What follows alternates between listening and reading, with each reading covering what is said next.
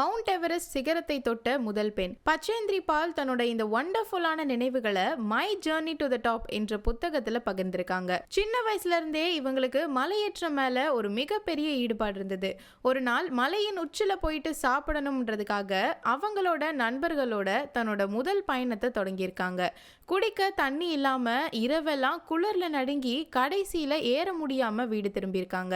இதெல்லாம் அவங்க 12 வயசுல பண்ண விஷயங்க. அதுக்கப்புறம் நேரு மலையேறுதல் நிறுவனத்துல 1982 கங்கோத்ரி மலை மற்றும் ருத்ரகாரிய மலைகளை ஏறியிருக்காங்க.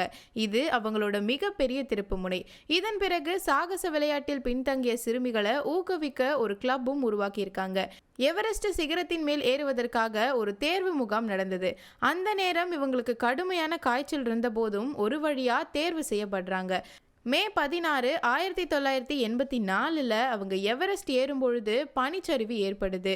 மே 23, 1984 அன்னைக்கு தன்னோட 30வது பிறந்த நாளுக்கு முன்னாடி பல போராட்டத்துக்கு பிறகு எவரெஸ்ட் சிகரத்தில் கால் பதிச்ச முதல் பெண்மணி இவங்க தான்.